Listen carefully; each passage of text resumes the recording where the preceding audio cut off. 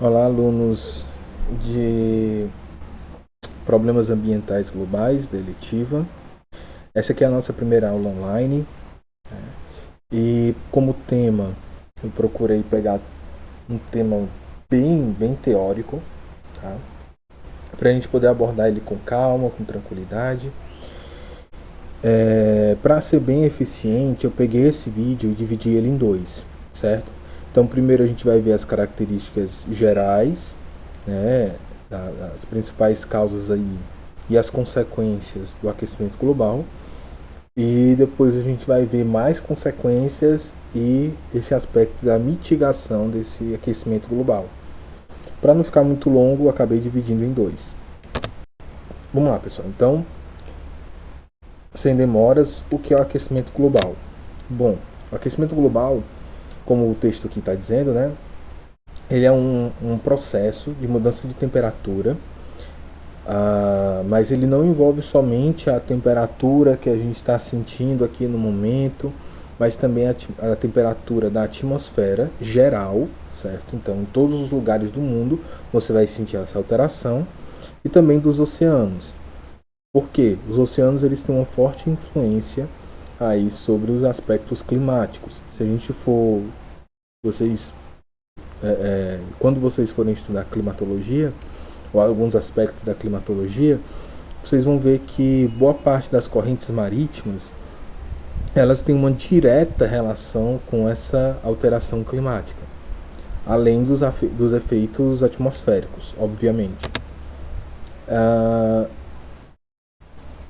Então, pessoal, o acúmulo de altas concentrações do que a gente vai chamar de gases do efeito estufa na atmosfera, elas tendem a bloquear o calor emitido pelo Sol, né, prendendo ele aí nessa superfície, fazendo uma espécie de redoma, tá, onde o calor ele só entra, ele não sai, né, então da superfície terrestre, que eu vou chamar de crosta terrestre, e por consequência a gente vai ter esse aumento da temperatura média da Terra. Temperatura média da Terra, tá, pessoal? Então existe uma variação dentro dessa temperatura média. Se eu falar que a temperatura subiu 2 graus, beleza. Mas 2 graus é a mesma coisa no Brasil, no Brasil. 2 graus é a mesma coisa, é a mesma temperatura no Ceará e no Rio Grande do Sul, seria a mesma temperatura. Você já subiu 2 graus.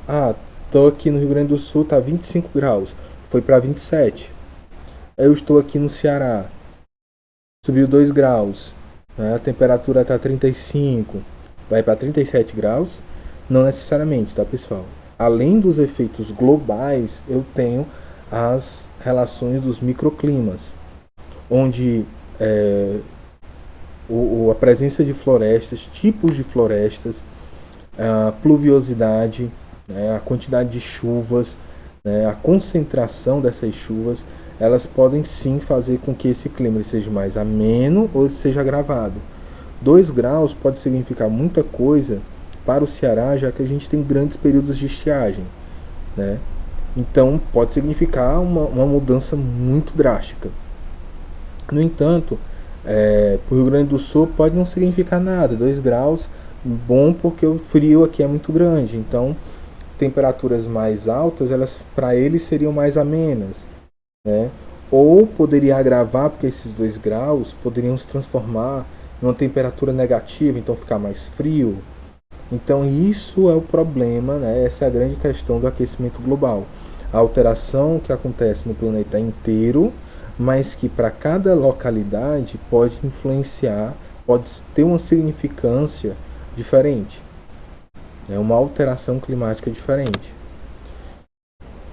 Bom, pessoal, é fato que o mundo está se tornando mais quente, né, por causa dessa alteração climática.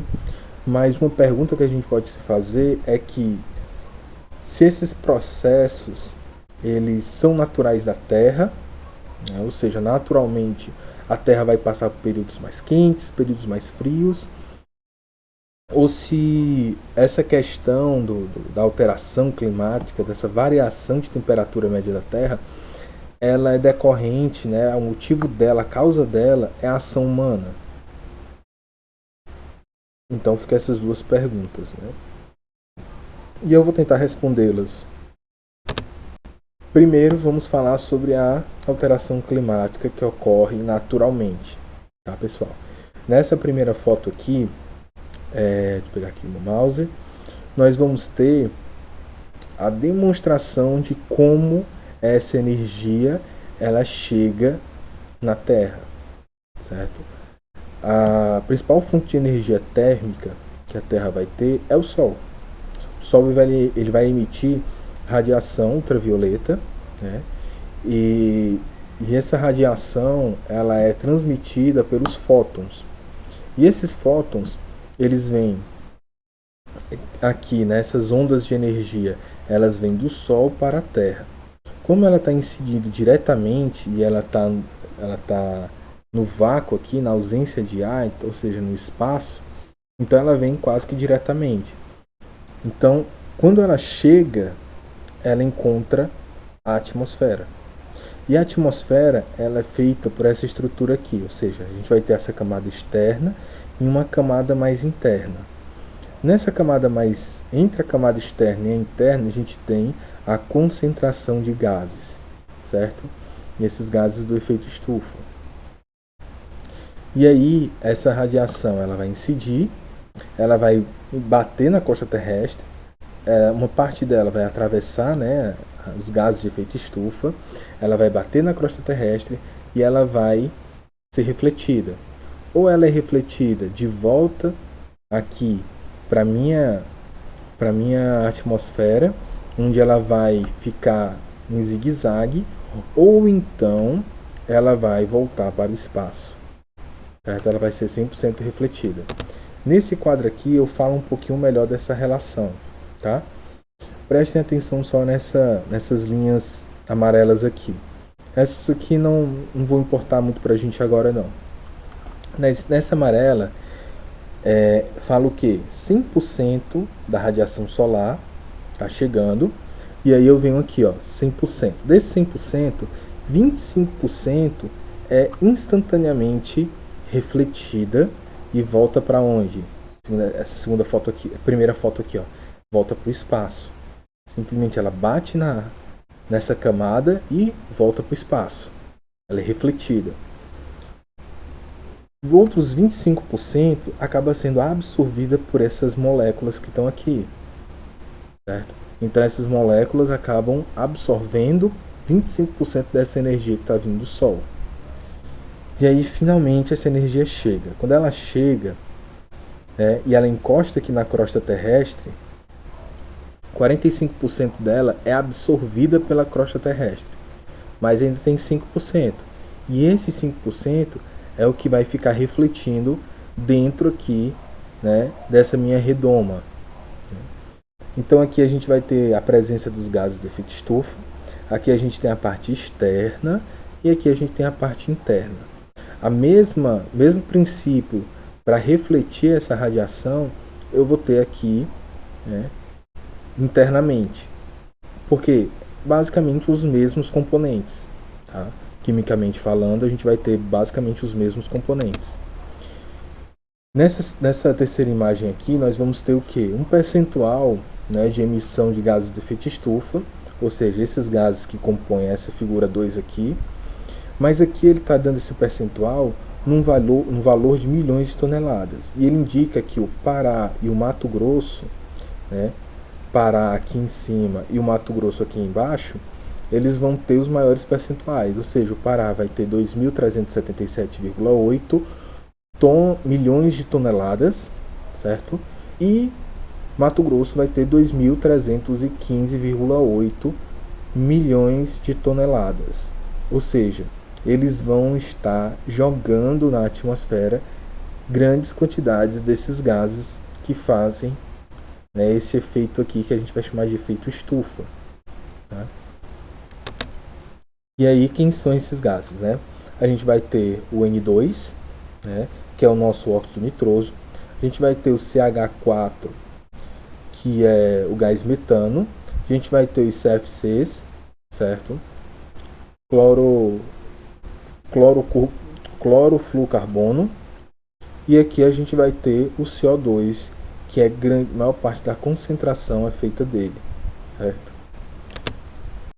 Adiante, nós vamos ter a caracterização desses gases do efeito estufa. É importante a gente entender que essa classificação ela vem aí com base no protocolo de Kyoto, certo?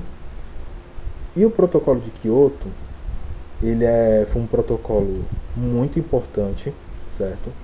Foi feito na cidade de Kyoto, no Japão, reuniu dirigentes de vários países, e esse protocolo ele foi assinado em 1997 para se entrar em vigor em 2005, certo?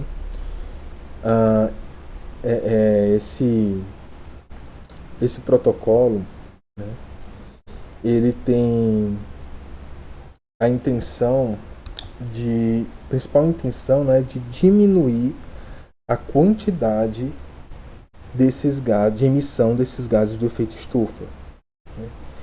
E os países eles entenderam, né, a posição desse protocolo, visto que esses temas já vêm sido discutido e foi discutido em 1992 aqui no Rio de Janeiro, no Brasil, no que a gente vai chamar de Eco 92, certo?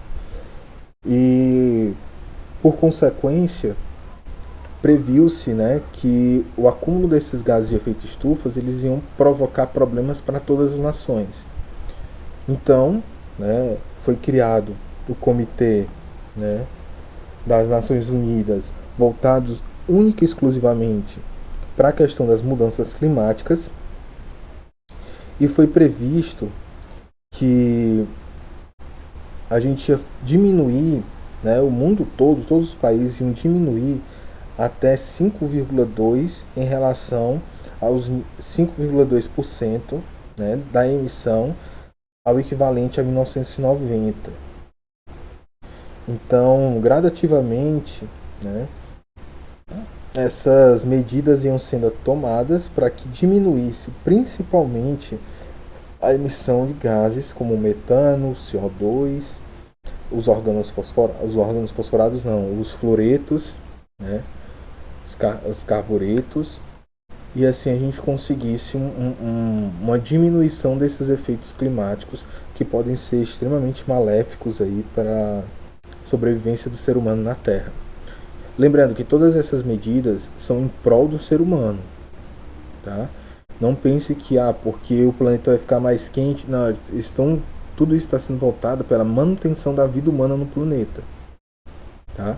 Todas as preocupações ambientais são voltadas para isso, para a manutenção da espécie humana. Não esqueçam disso, tá, pessoal? Então, eu vou falar resumidamente sobre cada um deles, certo? Primeiro de todos, o dióxido de carbono, que é o mais abundante, certo? A gente vai ter um aumento aí de 35% da quantidade de CO2 na atmosfera, fazendo esse efeito estufa, né? E isso é ocasionado após o início das atividades industriais, principalmente, né, a queima de combustíveis fósseis, remoção de florestas, né? E aí o combustível fóssil a gente pode delimitar como sendo o petróleo, o carvão, o gás natural. Então todos esses componentes, né, eles têm sido acumulados aí há bastante tempo na atmosfera, causando, né, alguns problemas climáticos. Além dele, nós vamos ter a presença do gás metano, CH4, né, que ele basicamente ele é decorrente da decomposição da matéria orgânica, certo?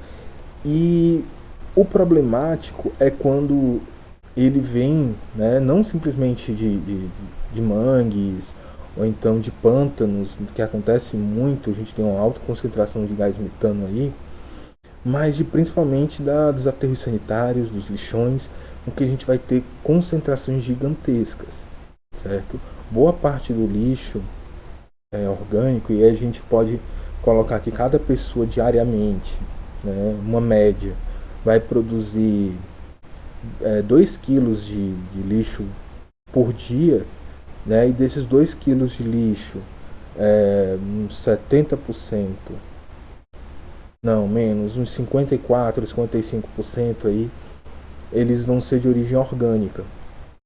E quando a gente joga simplesmente eles no lixo, acaba que a gente aumenta a concentração desse gás metano. E aí, nos aterros sanitários, nos lixões, acaba se formando, né, bolsões que podem até ser extremamente perigosos, tá, pessoal? Porque o gás metano ele é um gás explosivo, né, ele tem um ponto de queima e ele sem ser queimado, ele natural assim, um CH4, ele pode ser extremamente prejudicial aí para a camada de ozônio, no sentido de aumentar esse efeito, né? Esse efeito estufa, e a gente ter mais problemas. Então, comparado ao CO2, a gente vai ter um aquecimento global de 21 vezes maior. Tá? Além do gás metano, a gente vai ter o óxido nitroso, que ele é o resultado aí, ele é liberado, né, a partir do tratamento de dejetos de animais, uso de fertilizantes, queima de combustíveis fósseis também, certo? Ele também tem origem orgânica, lembrando que boa parte dos organismos são, né, ou necessitam de nitrogênio. Então esse nitrogênio, quando ele entra na presença do oxigênio, ele acaba se tornando óxido nitroso, e ele é bastante utilizado, pessoal, aí como anestésico, né? E aí a gente vê até em alguns filmes e tal que ele é chamado de gás hilariante, né? Alguns dentistas, cirurgiões dentistas acabam utilizando eles nos seus processos porque tem esse efeito. Mas principalmente, pessoal, esse gás, o óxido nitroso, ele tem também um potencial aí global maior do que o CO2, a nível de 310 vezes maior, né, na causa do efeito, né, no efeito estufa, do que o CO2. Seguindo, a gente vai ter 3 elementos aqui fundamentais, que são o hexafluoreto de enxofre, o hidrofluorcarbono, certo? E o perfluorcarbono. Esses 3 juntos, né? E aí eu queria só falar rapidinho deles, que todos os 3 têm um potencial maior, né? E todos eles, esse aqui, o hexafluoreto, ele tem 23.900 vezes mais ofensivo, mais ativo para causar o efeito estufa do que o CO2. O hidrofluorcarbono, ele tem uma quantidade de entre 140 a 11.700, mais que o carbono.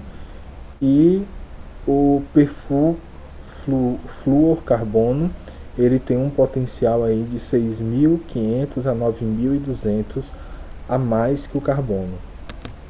E esses três, né, eles vão ter as suas origens todas da atividade humana, certo? O que a gente vai chamar de atividade antrópica, tá? Todos eles vêm do processo produtivo. E aí, pessoal, a gente entra aqui nessa discussão sobre processos produtivos. Então, embora ao decorrer dos séculos a Terra vem apresentando sim alterações climáticas, a presença humana, a alteração da natureza feita pelo homem, ela tem maximizado esse processo. Então a gente vai ter aqui, por exemplo, com relação ao monóxido de carbono. Com relação ao monóxido de carbono, em 2005 foi constatado um excedente, certo? Que ele vai variar muito mais, né, do que nos últimos 6.500 anos, certo? Ou, desculpe, 650 mil anos. Então ele vai atingir um valor recorde de 379 ppmv, que é partes por milhões em volume, ou seja, a quantidade de partículas que a gente vai ter em certo volume. Então a gente vai ter uma alta concentração na atmosfera de, por exemplo, o dióxido de carbono, CO2. Esse aumento, né, ele é quase de 100, né, ppm desde a era pré-industrial. E o que foi essa era pré-industrial? Então, vou explicar rapidinho aqui para vocês sobre o que foi essa era pré-industrial. Então, pessoal, antes de tudo a gente tem que entender que boa parte da Europa, onde vai surgir as revoluções industriais, ela era agrícola, certo? Então, boa parte da população vivia aí na parte do campo, na parte rural, onde ficava o centro da produtividade. Após a criação do processo de manufatura, onde eu vou ter principalmente os artesãos, produtos de artesãos, eles vão ser divididos. Por exemplo, antes, eu gosto sempre desse exemplo, antes um sapateiro, ele demora uma semana para fazer um sapato. Então, ele vai lá, pega o couro, vai curtir o couro, cortar o couro, costurar o couro, pregar o couro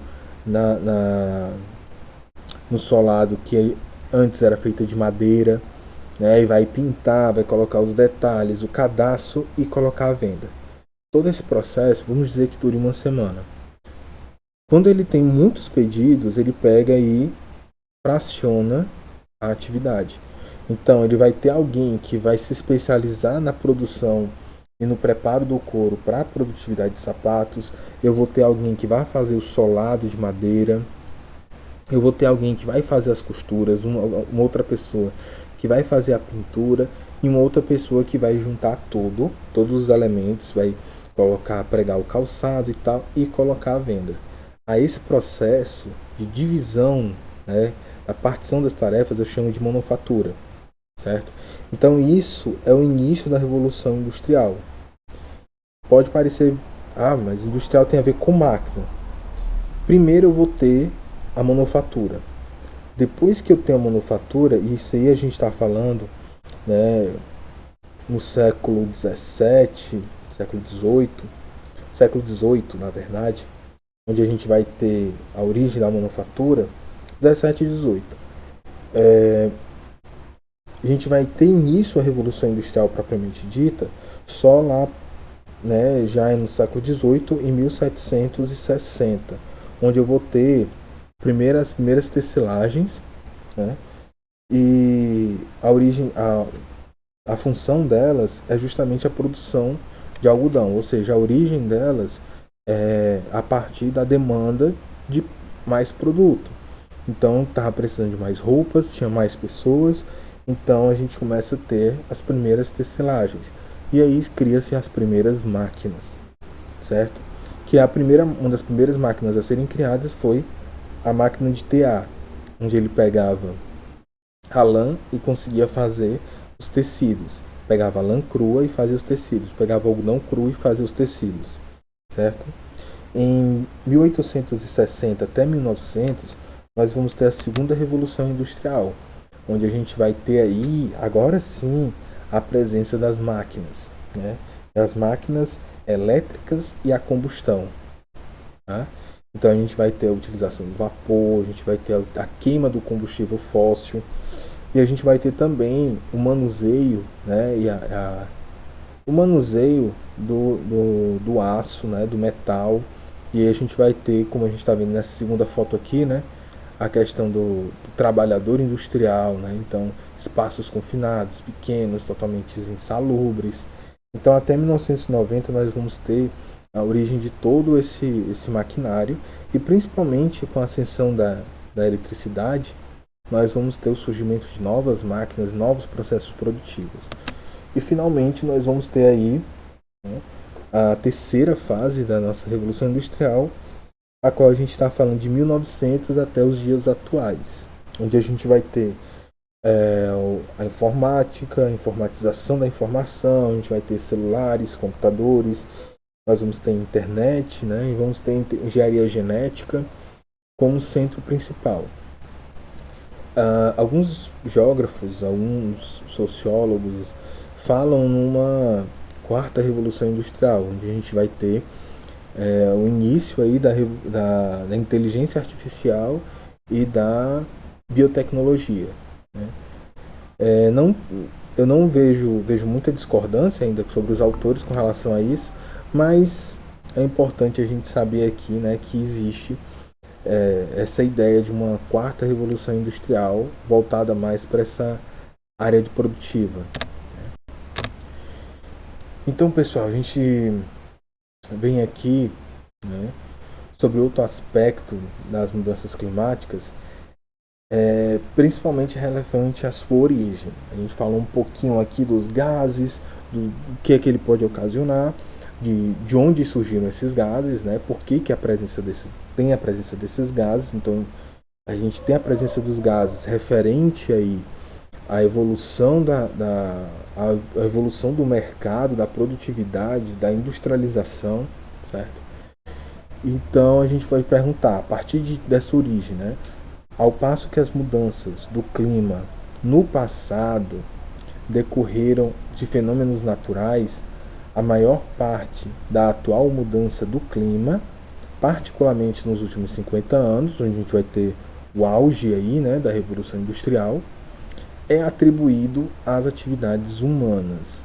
E aí a gente vai ter, com base nisso, né, esse quadro que é bem interessante, complexo. Sei que está em inglês, tá, pessoal? Mas não encontrei um quadro melhor. Mas eu vou discorrer algumas coisas aqui. Nós vamos ter aqui uma linha temporal. Nós estamos observando aqui. E aqui a gente vai ter, né, o marco zero aqui, certo? Aqui a gente vai ter, se eu não me engano,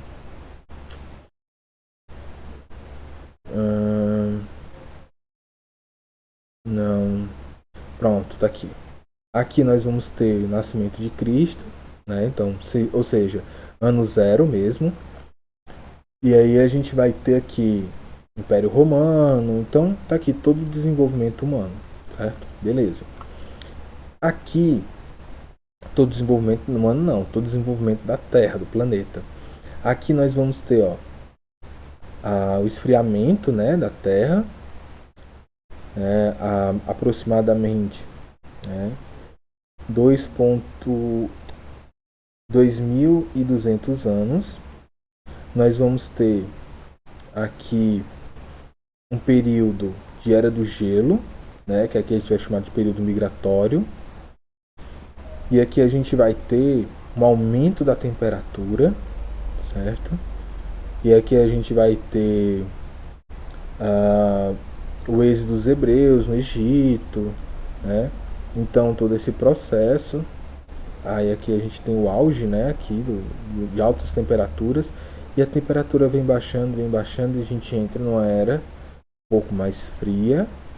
Antes, aí aqui tem o nascimento de Cristo, e aqui nós vamos ter, né, o Império Romano, na época mais quente, era mais fria, né? Algumas erupções vulcânicas. Aqui a gente vai ter a era medieval, né? Que os períodos medievais, temperatura mais quente, aí uma temperatura bem mais fria, e aqui a gente sobe e vê um acréscimo aqui da temperatura, certo? E aqui está marcado algumas erupções vulcânicas, alterações feitas por essas erupções vulcânicas. Sempre antes, no período mais quente, a gente vai ter um maior número, né, de erupções vulcânicas. Então, basicamente, a gente não vai ter grandes erupções vulcânicas em períodos quentes, mas aqui a gente vai ter uma alteração, ó, pessoal. Uma grande parte de erupções vulcânicas e temperaturas cada vez mais altas, e cai a temperatura e sobe de novo. Então a média aqui é 58,7 Fahrenheit, tá? Em 2015.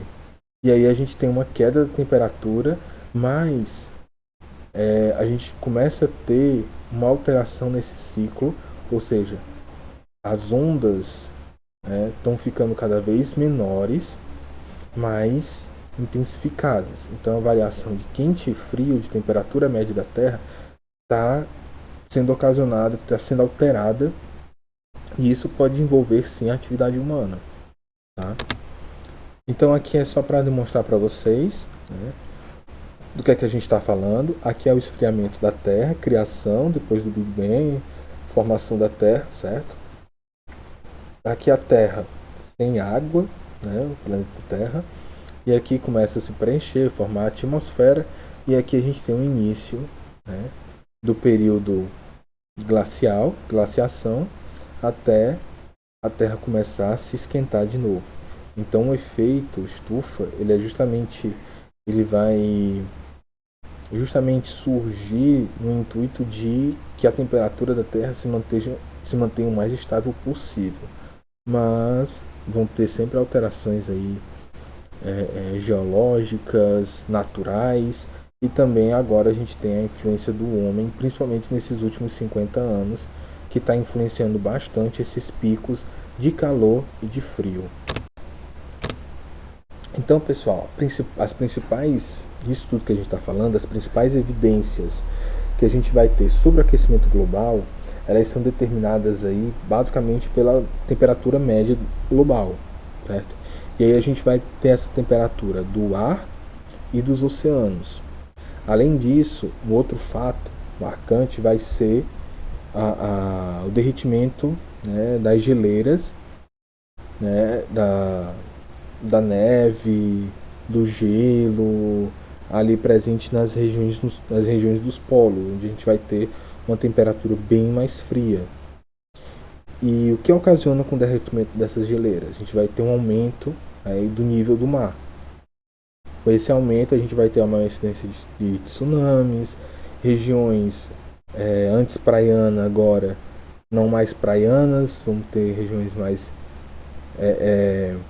o que era litorâneo, né, mais afastado do mar, vai se tornar área marítima, área litorânea, né? Então essa alteração, esse crescimento, esse avanço do mar, ele pode ser um efeito decorrente aí desse derretimento das geleiras, né, nos polos.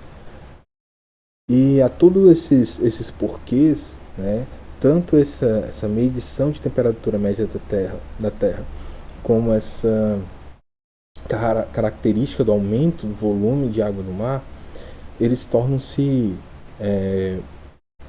afirmações impossíveis de ser negadas. No entanto, a gente pode cair nessa pergunta aqui.